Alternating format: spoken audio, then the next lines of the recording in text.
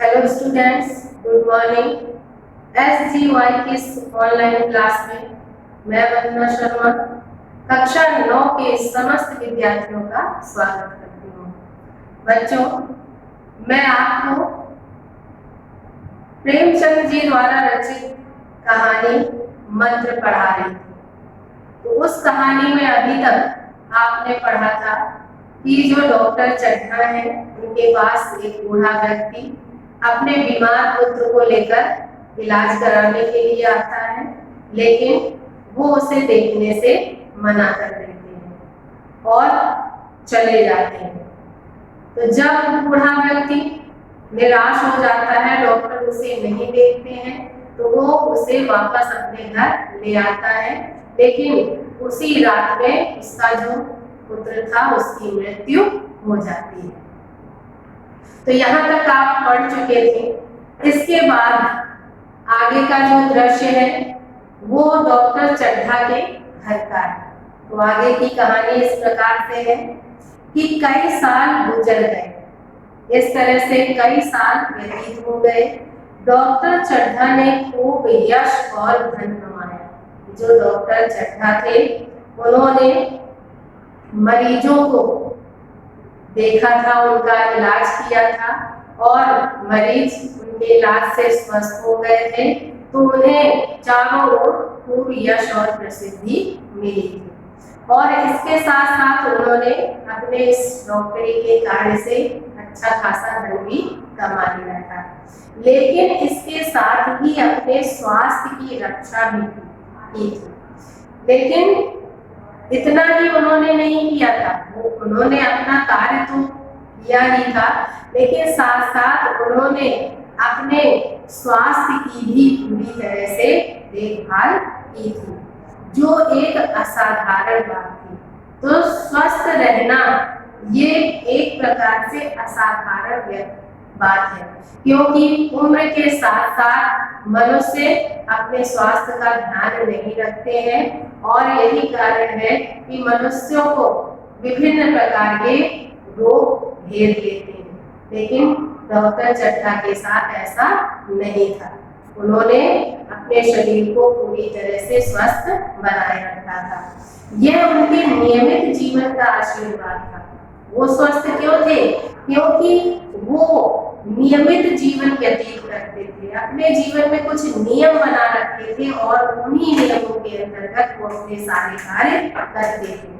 50 वर्ष की अवस्था में उनकी चुस्ती और फुर्ती लोगों को भी लज्जित करती थी। यद्यपि उनकी उम्र 50 वर्ष की थी, लेकिन इस 50 वर्ष की अवस्था में होते हुए भी उनकी जो चुस्ती फुर्ती थी, उसके सामने जो युवक थे वो भी लज्जित हो जाते थे, अर्थात उनकी भी अवस्था उनके सामने फीकी पड़ जाती थी। उनके हर एक काम का समय नियत था, क्योंकि जो डॉक्टर चड्ढा थे उनका कोई भी काम वो करते थे अपने एक निश्चित समय पर ही करते थे। इस नियम से वह जौ भर भी न टलते थे और जो नियम उन्होंने बना रखे थे उन नियमों से वो कभी भी हटते नहीं थे। उन्हीं नियमों के अनुसार ही अपने सारे कार्य सदैव करते थे। बहुधा लोग स्वास्थ्य के नियमों का पालन उस समय करते हैं जब रोगी हो जाते हैं। तो यहाँ पर लेखक क्या कहता है कि जब लोग रोगी हो जाते हैं, रोगी होने के बाद लोग स्वास्थ्य के लिए क्या करना चाहिए, किस प्रकार से नियमित जीवन व्यतीत करना चाहिए, उस समय लोग नियमों का पालन करते हैं। डॉक्टर चड्ढा उपचार और संयम का रहस्य खूब समझते थे, लेकिन जो डॉक्टर चड्ढा थे वो शुरू से ही नियमित जीवन व्यतीत करते थे। यही कारण था कि जो डॉक्टर चड्ढा थे वो ये जानते थे कि किस रोग का क्या उपचार है और साथ ही साथ अगर मनुष्य संयमित जीवन व्यतीत करे तो उसका मनुष्य के जीवन पर क्या प्रभाव पड़ता है, उससे मनुष्य को क्या लाभ होता है। इस रहस्य को डॉक्टर चड्ढा बड़ी प्रकार से जानते थे। उनकी संतान संख्या भी इसी नियम के अधीन थी। यही कारण था कि वो नियमित जीवन व्यतीत करते थे। यही कारण था कि उनकी जो संतानों की संख्या थी वो भी सीमित थी।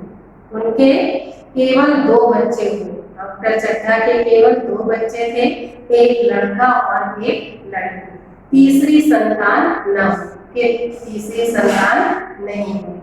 इसलिए श्रीमती चड्ढा भी अभी जवान मालूम होती थी। यही कारण था कि उनकी पत्नी जो श्रीमती चड्ढा थी वो भी युवा दिखाई देती थी। लड़की का तो विवाह हो चुका था, उनकी पुत्री थी, उसका विवाह हो चुका था और लड़का कॉलेज में पढ़ता था। और डॉक्टर चड्ढा का जो पुत्र था, लड़का था, वो कॉलेज में पढ़ाई कर रहा था। वही माता पिता के जीवन का आधार था। उनका जो पुत्र था वही डॉक्टर चड्ढा और उनकी पत्नी के जीवन का सहारा था। सील और विनय का पुतला। उनका जो पुत्र था वो सील मतलब गुणों से युक्त था, गुणवान था और साथ ही साथ बड़े ही विनय का पुत्र से तात्पर्य बड़ा ही विनम्र स्वभाव का था, बड़ा ही रसिक और साथ ही साथ बड़ा ही रसिक माने कोमल हृदय वाला था, बड़ा ही उदार था। विद्यालय का गौरव और वह पढ़ने में श्रेष्ठ था। यही कारण था कि उनका जो पुत्र था वो विद्यालय के गौरव को बढ़ाने वाला था। युवक समाज की शोभा तथा जो युवकों का समाज था उनकी शोभा को बढ़ाने वाला था, उनकी सुंदरता को बढ़ाने वाला था। मुखमंडल से तेज की छटासी निकलती थी और उसके जो मुखमंडल था उससे एक आभा सी प्रकट होती थी। मतलब युवा शरीर की जो आभा, युवावस्था की जो आभा थी वो उसके मुखमंडल से प्रकट होती थी। आज उसी की 20वीं सालगिरह और आज डॉक्टर चड्ढा के उसी पुत्र की 20वीं सालगिरह थी। संध्या का समय था। इस प्रकार से लेखक ने बताया है कि शाम का समय था। हरी हरी घास पर कुर्सियां बिछी हुई थी। चारों ओर मैदान में हरी हरी घास थी और उस पर कुर्सियां रखी हुई थी। शहर के रईस और हुक्काम एक तरफ और उन कुर्सियों पर शहर के जो बड़े बड़े धनाढ्य वर्ग के लोग थे, धनवान लोग थे तथा हुक्काम माने जो बड़े बड़े अधिकारी थे वो कुर्सियों में एक तरफ कुर्सियों में बैठे हुए थे। तो कॉलेज के छात्र दूसरी तरफ बैठे भोजन कर रहे थे। तो दूसरी तरफ उनके पुत्र के जो मित्र छात्र थे वो दूसरी ओर बैठकर भोजन कर रहे थे। बिजली के प्रकाश से सारा मैदान जगमगा रहा था। चारों ओर बिजली से सजावट थी, इसलिए पूरा मैदान बिजली के प्रकाश से जगमगा रहा था। आमोद प्रमोद का सामान भी जमा था। इसके साथ साथ मनोरंजन के सारे साधन वहां पर उपलब्ध थे। छोटा सा प्रहसन खेलने की तैयारी थी, क्योंकि उनके उस पुत्र के जन्म दिवस पर एक छोटा सा प्रहसन माने नाटक खेलने की पूरी तैयारी थी। प्रहसन स्वयं कैलाश नाथ ने लिखा था और जो नाटक था उसको लिखने वाला कौन था? डॉक्टर चड्ढा का जो पुत्र था जिसका जन्म दिवस था, उसका नाम कैलाश नाथ था। तो कैलाश नाथ ने उस प्रहसन को लिखा था। वही मुख्य एक्टर भी था और उस नाटक में कैलाश मुख्य रूप से अभिनय करने वाला था। इस समय में एक रेशमी कमीज पहने, नंगे सिर नंगे पांव इधर से उधर मित्रों की भाव भगत में लगा हुआ था। लेकिन इस समय जो कैलाश था वो व्यस्त था। वह एक रेशमी कमीज पहने हुए था, उसके सर पर कोई हैट या टोपी नहीं थी तथा उसके पैरों में जूते या चप्पल भी नहीं थे। वह नंगे पैर ही इधर से उधर भाग भाग कर जो आए हुए उसके मित्र थे उन मित्रों की सेवा में और उनके सत्कार स्वागत में लगा हुआ था। कोई पुकारता कैलाश जरा इधर आना। तो उन मित्रों में से कोई उसे पुकारता कि कैलाश जरा इधर आना, तो उसी समय कोई दूसरा मित्र दूसरी तरफ से बुलाने लगता, कैलाश क्या उधर ही रहोगे, कैलाश क्या नहीं बने रहोगे, मेरे पास नहीं आओगे। सभी उसे छेड़ते थे, चुगली करते थे। इस प्रकार से कैलाश के जो मित्र थे सभी मित्र उसे छेड़ रहे थे और साथ ही साथ उसके साथ चुगली माने हंसी मजाक भी कर रहे थे। बेचारे को जरा दम मारने का भी अवकाश न मिलता था, लेकिन जो कैलाश था उसे सांस लेने का भी समय नहीं मिल रहा था। सहसा एक रमणी ने उसके पास आकर कहा, अचानक एक रमणी माने सुंदर युवती उसके पास कैलाश के पास आई और कैलाश के पास आकर के उससे कहा, क्यों कैलाश तुम्हारा सांप कहाँ है? कैलाश तुम्हारे जो सांप तुमने पाल रखे हैं वो सांप तुम्हारे कहाँ हैं? जरा मुझे दिखा दो, अपने उन सांपों को मुझे भी दिखा दो। कैलाश ने उससे हाथ मिलाकर कहा। तो कैलाश ने उस युवती से हाथ मिलाया और हाथ मिलाकर उससे कहा, मृणालिनी इस वक्त क्षमा करो। मृणालिनी ये जो समय है ये उचित नहीं है, मैं तुमसे क्षमा मांगता हूँ, कल दिखा दूंगा। अगर सांप दिखाने की बात है तो मैं तुम्हें कल सांपों को दिखा दूंगा। मृणालिनी ने आग्रह किया, लेकिन जो मृणालिनी थी, युवती थी, उसने बलपूर्वक कैलाश से कहा, जी नहीं, तुम्हें दिखाना पड़ेगा, मैं तुम्हारी बात नहीं मानने वाली हूँ, तुम्हें सांपों को दिखाना पड़ेगा। मैं आज नहीं मानूंगी, मैं आज तुम्हारी कोई बात नहीं मानूंगी। तुम रोज कल कल करते कि जब भी मैं तुमसे सांप दिखाने के लिए कहती हूँ कि तुम रोज कल पर टाल देते हो कि कल मैं तुम्हें सांपों को कल दिखा दूंगा।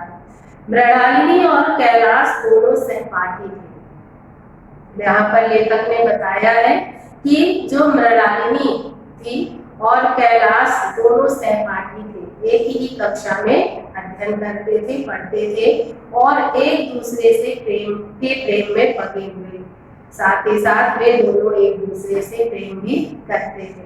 कैलाश को सांपों को पालने, खिलाने और नचाने का शौक था, लेकिन जो कैलाश था उसको सांपों को पालने का शौक था, उन्हें खिलाने का शौक था और साथ ही साथ सांपों को नचाने का भी उसे शौक था।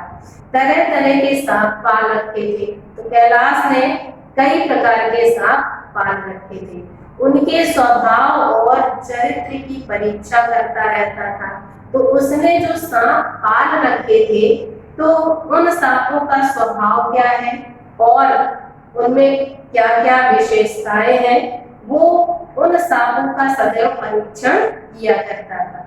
थोड़े दिन हुए उसने विद्यालय में सांपों पर एक मार्के का व्याख्यान दिया था।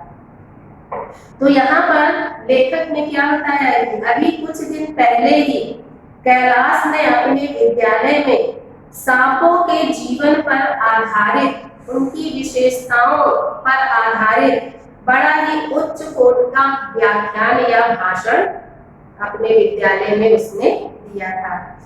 इतना ही नहीं, सांपों को नचा कर दिखाया भी था और साथ ही साथ उसने विद्यालय में सांपों को नचा कर भी दिखाया था। प्राणी शास्त्र के बड़े बड़े पंडित भी यह व्याख्यान सुनकर दंग रह गए थे।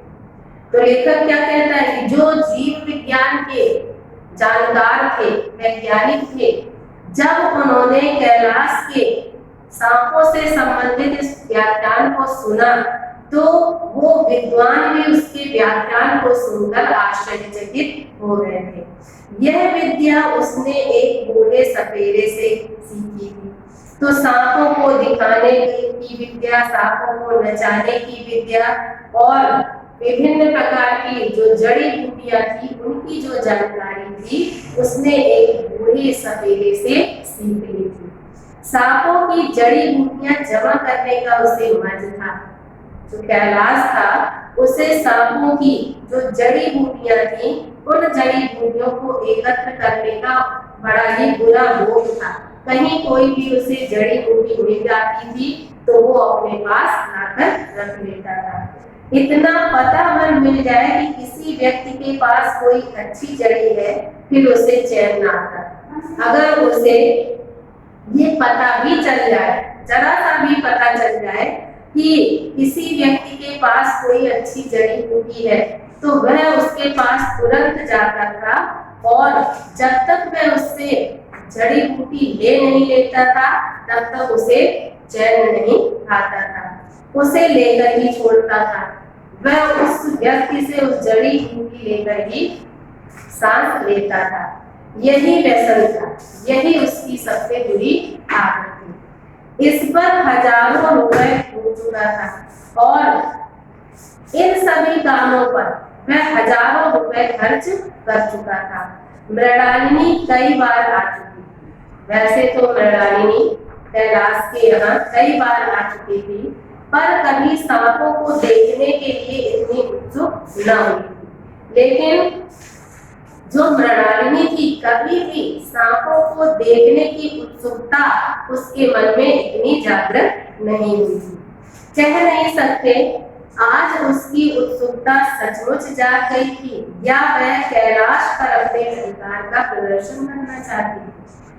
तो यहाँ पर बच्चों लेखक क्या कहना चाहता है कि ये कुछ कहा नहीं जा सकता है कि वास्तव में मृणालिनी के मन में सांपों को देखने की उत्सुकता थी या फिर वह सबके सामने ये दिखाना चाहती थी कि उस पर कैलाश पर उसका कितना अधिकार है।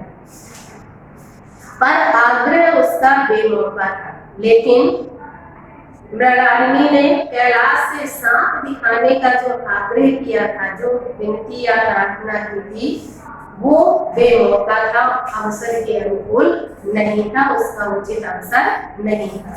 उस कोठरी में इतनी भीड़ लग जाएगी, भीड़ को देखकर सांप कितने चौंकेंगे और रात के समय उन्हें छेड़ा जाना कितना बुरा लगेगा, इन बातों का उसे जरा भी ध्यान न आया था। मृणालिनी को इस बात का ध्यान नहीं आया था कि सांप दिखाते वक्त उस कोठरी में, सांप की कोठरी में कितनी भीड़ इकट्ठी हो जाएगी और इस भीड़ को देखकर सांप कितना चौंकेंगे तथा रात के समय सांपों को छेड़ना सांपों को कितना बुरा लगेगा, इसका मृणालिनी ने कोई ध्यान नहीं दिया था। इस तरह से कैलाश ने कहा, जब मृणालिनी ने कैलाश से सांप दिखाने की विनती की तो कैलाश ने कहा, नहीं, कल जरूर दिखा दूंगा, कि आज नहीं, मैं कल अवश्य तुम्हें सांप दिखा दूंगा। इस वक्त अच्छी तरह दिखा भी नहीं सकूंगा क्योंकि इस समय मैं व्यस्त हूँ, मेहमान मित्र घर पर आए हुए हैं, तो इस समय मैं तुम्हें अच्छी तरह से सांप दिखा भी नहीं पाऊंगा। कमरे में तिल रखने की भी जगह न मिलेगी। अगर अभी मैं सांप दिखाऊंगा तो बहुत से लोग आज एकत्रित हैं और सभी लोग कमरे में इकट्ठे हो जाएंगे, वहां खड़े होने तक की भी जगह नहीं मिलेगी। एक महाशय ने छेड़कर कहा। उसी समय एक व्यक्ति थे, उन्होंने कैलाश को छेड़ते हुए कहा, दिखा क्यों नहीं देते? कि अगर मृणालिनी इतनी विनती कर रही है तो तुम सांपों को क्यों नहीं दिखा रहे हो? जरा सी बात के लिए इतना टाल मटोल कर रहे हो।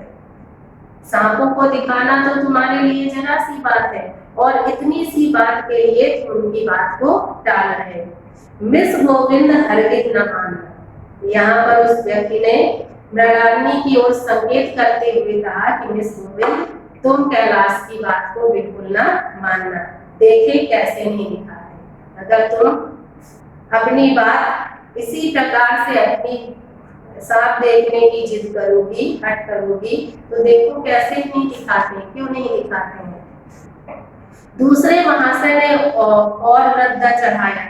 उसी समय एक दूसरे व्यक्ति थे, उन्होंने भी पहले व्यक्ति का समर्थन किया और उन्होंने उत्साह से भरी हुई आगे बात करते हुए कहा कि मिस गोविंद इतनी सीधी और भोली है, अभी आप इतना मिजाज तभी आप इतना मिजाज करते हैं।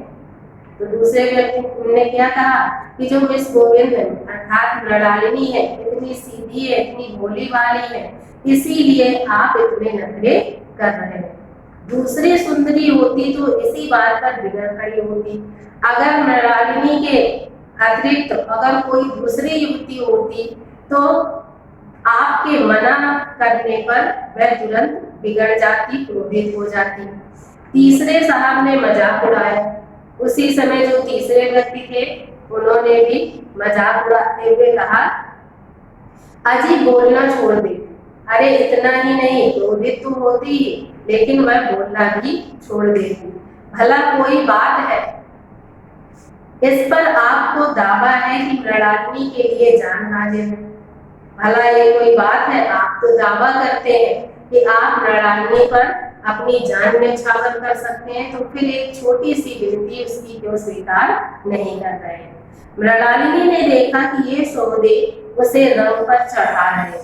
जब मृणालिनी ने देखा कि ये जो मित्र हैं ये कैलाश को सांप दिखाने के लिए अधिक उत्साहित कर रहे हैं, तो वह बोली, आप लोग मेरी वकालत न करें, कि आप लोग मेरा पक्ष न रखें, मेरी ओर से बात न करें, मैं खुद अपनी वकालत करूंगी। जो भी कहना होगा, बात करनी होगी, मैं स्वयं ही कर दूंगी। मैं इस वक्त सांपों का तमाशा नहीं देखना चाहती, कि मैं इस वक्त सांपों का तमाशा, सांपों का खेल नहीं देखना चाहती हूँ।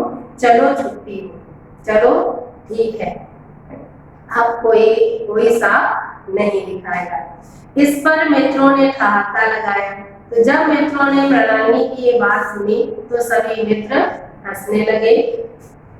एक साहब बोले, देखना तो आप सब कुछ चाहे, आप देखना तो चाहती हैं, लेकिन पर कोई दिखाए भी तो। लेकिन जब कोई दिखाना ही नहीं चाहता तो फिर आप सांप कैसे देख पाएंगे? तो इस तरह से बच्चों आज कहानी का इतना ही भाग मैं पढ़ाऊंगी। इसके बाद अगले वीडियो में इसके आगे का भाग मैं आपको पढ़ाऊंगी। Thank you, have a nice day.